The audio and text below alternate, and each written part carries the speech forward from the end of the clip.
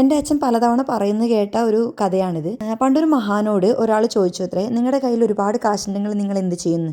അപ്പോൾ പറഞ്ഞു ഇത്രേ, ഞാൻ ഒരുപാട് ബുക്ക് വാങ്ങിക്കുന്നു. അപ്പം ഇനി ബാക്കി വരുന്ന കാശുണ്ടെങ്കിലോ?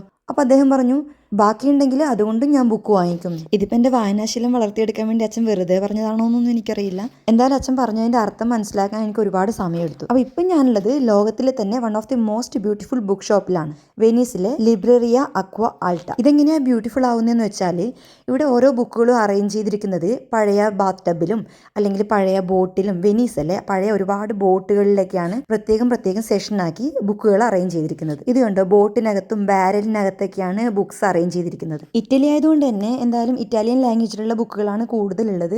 അതുകൂടാതെ ഇവിടെ നമുക്ക് പല ലാംഗ്വേജിലുള്ള ബുക്കുകളും കാണാൻ സാധിക്കും. ഇവിടെ ജർമ്മൻസ് ഒക്കെ ഉണ്ടല്ലോ, ഒരുപാട് ബുക്ക് വായിക്കും. അത് എനിക്ക് ഇവിടെ എത്തിയപ്പോഴാണ് കേട്ടോ മനസ്സിലായത്. കാരണം ഇവിടെ പബ്ലിക് പ്ലേസിലൊക്കെ ചെറിയ ഷെൽഫൊക്കെ കാണാം. അതിലൊക്കെ നമുക്ക് ഫ്രീ ആയിട്ട് ബുക്ക് അവിടെ നിന്ന് എടുത്ത് വായിക്കാൻ പറ്റും.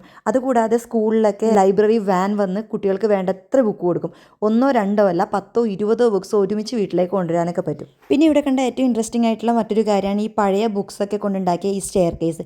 ഇത് ശരിക്കും പറഞ്ഞാൽ ഒരു ഫോട്ടോഷൂട്ട് ഏരിയ ആണ് ഇവിടെ. നമ്മൾ മലയാളികൾ അക്ഷരത്തെ റെസ്പെക്ട് ചെയ്യുമെങ്കിലും ചവിട്ടൂലെങ്കിലും ഇവിടെയുള്ളവരൊക്കെ ബുക്കിൻ്റെ മുകളിലൊക്കെ ചവിട്ടിയും ഇരിക്കുകയൊക്കെ ചെയ്യുന്നത് കാണാം. Please do not sit down എന്നൊക്കെ ബോർഡൊക്കെ വെച്ചിട്ടുണ്ട് കേട്ടോ. എന്നാലും ആൾക്കാർ വന്ന് ഇവിടെ ഇരുന്ന് ഫോട്ടോസൊക്കെ എടുക്കുന്നുണ്ട്. പിന്നെ ഇതൊക്കെ പഴയ ബുക്സാന്ന് തോന്നുന്നു, സെയിലിന് വെച്ചതൊന്നുമല്ല. പിന്നെ ഞാനിവിടെ കണ്ട മറ്റൊരു കാര്യമാണ് ഇത് ഈ ബുക്ക് എത്ര ആൾക്കാരുടെ കയ്യിലുണ്ടെന്ന് എനിക്കറിയില്ല. ഇത് ഞാൻ ഫസ്റ്റ് ടൈമാണ് കേട്ടോ ഇവിടെ കാണുന്നത്. എന്തായാലും ഇതിൽ ഓരോ പേജ് മറിക്കുമ്പോഴും നമുക്ക് റിലേറ്റ് ചെയ്യാൻ പറ്റുന്ന ടൈപ്പിലുള്ള കോഡ്സാണ് ഇതിൽ എഴുതി വെച്ചിരിക്കുന്നത്.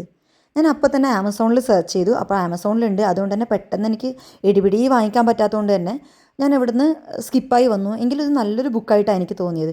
എന്തായാലും ആമസോണിൽ ഇന്ത്യയിലും ജർമ്മനിയിലും അവൈലബിൾ ആണ്. ഇനിയിപ്പോൾ ക്യാമറ ഇങ്ങനെ തിരിച്ചു കൊണ്ടുപോകുമ്പോൾ പെട്ടെന്ന് എൻ്റെ കണ്ണിൽപ്പെട്ട വേറൊരു സാധനം ഞാൻ കാണിച്ചു തരാം. ഇത് കണ്ടോ, ഒറ്റ നോട്ടത്തിൽ കൃഷ്ണനും രാധയെന്ന് മാത്രമേ പറയുള്ളൂ. പക്ഷെ അടുത്ത് വരുമ്പോൾ രൂപത്തിലൊന്നുമില്ല. എങ്കിലും ഇതൊരു ഇന്ത്യൻ ട്രഡീഷണൽ സ്റ്റാച്ചു ആയിട്ടാണ് എനിക്ക് തോന്നിയത്.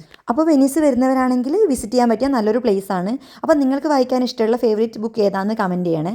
അടുത്ത വീഡിയോയിൽ കാണാം. ബൈ.